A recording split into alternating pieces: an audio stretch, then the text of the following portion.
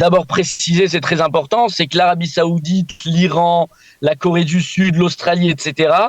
ont une zone de qualification différente d'Israël. L'équipe d'Israël, sa zone de qualification, c'est l'Europe. Donc le niveau est très relevé pour se qualifier pour une Coupe du Monde.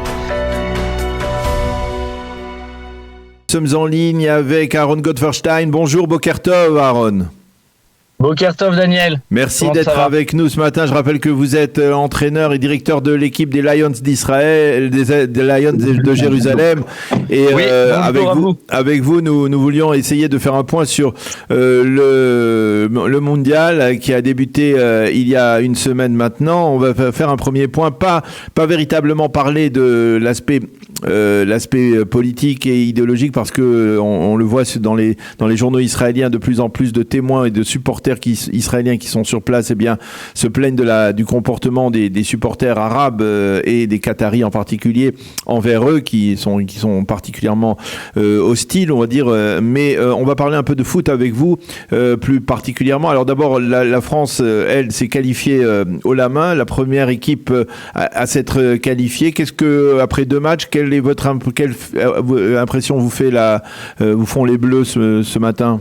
Tout à fait, c'est pas que à moi, c'est à tout le monde. C'est la première équipe qui s'est qualifiée pour les 8e de finale. Même les équipes favorites n'ont pas eu encore de victoire, même si on attend encore le Brésil et l'Espagne. Ils ont eu une préparation très très compliquée, avec de nombreux blessés et des joueurs très importants. Mais pourtant, ils ont réussi à s'adapter. Deschamps a réussi à s'adapter, le groupe entier, et ils ont vraiment véhiculé une sensation de grande force et de grande cohésion. Est-ce que finalement... C'était a priori pas du tout les favoris, comme c'est les champions du monde sortants. Donc pour les champions du monde sortants, c'est toujours très compliqué depuis plusieurs années de passer le premier tour. Et pourtant, là, ils ont fait vraiment preuve de cohérence.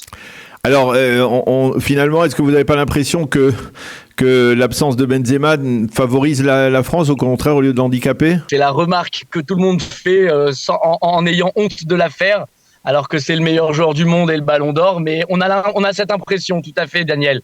On a vraiment cette impression que l'absence de Benzema a redonné de la crédibilité à Giroud, à son poste, et surtout une position préférable pour Griezmann en milieu récupérateur et distributeur. C'est vraiment l'équipe dans cette disposition-là qu'elle a été championne du monde il y a 4 ans.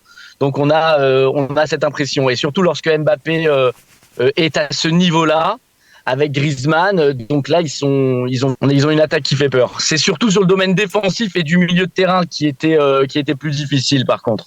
Alors, bien entendu, quand on voit ces matchs des premiers tours, où on voit des équipes qui sont relativement faibles, il faut bien l'avouer, il y a des équipes, certaines équipes, en particulier dans le monde arabe, qui ont été qualifiées. On se demande finalement pourquoi les Israéliens n'arrivent jamais à se qualifier, alors que d'une certaine manière, il y a des équipes qui apparaissent apparemment moins bonnes qu'eux et qui se sont qualifiés et qui même réussissent, comme l'Arabie Saoudite par exemple, à damer le pion et à réussir quelques exploits face à l'Argentine par exemple. Je pense que la question est erronée, Daniel. C'est ce que tu dis, c'est en apparence. Je ne crois pas qu'il y ait d'équipes faibles dans la Coupe du Monde.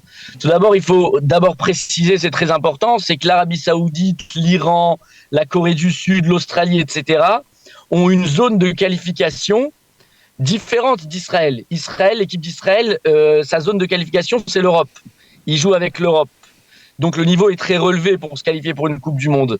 Et les autres pays qu'on a cités, eux, ils se qualifient dans la zone Asie.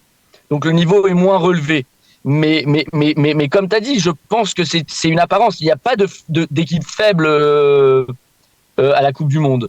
Donc Israël est une équipe quand même un cran en dessous. Ils n'ont pas le niveau pour se qualifier pour la Coupe du Monde. Pour l'instant, ils n'ont pas encore le niveau. C'est-à-dire en dessous des pays comme on a vu, des pays qui ne sont pas particulièrement des foudres de guerre, comme la Corée du Sud. C'est en apparence, on les suit pas tout le temps, ces pays comme l'Arabie Saoudite et l'Iran, mais en fait, si, ils ont des bons viviers, ils ont un entraîneur très très cohérent, Hervé Renard, c'est un Français d'ailleurs pour l'Arabie Saoudite, donc non, c'est quand même des équipes qui restent largement au-dessus de l'équipe d'Israël. Eh bien, on va en rester là. On va en rester là puisqu'il nous reste très peu de temps et on espérer que la prochaine fois, eh bien, les Israéliens se qualifieront pour le prochain mondial. De toute façon, d'une manière ou d'une autre, ça aurait été très difficile avec le Qatar cette fois-ci. Donc, pas trop de regrets, on va dire. Merci beaucoup à Aaron Gottwerstein d'avoir été avec nous ce matin pour commenter cette première semaine du mondial. Merci.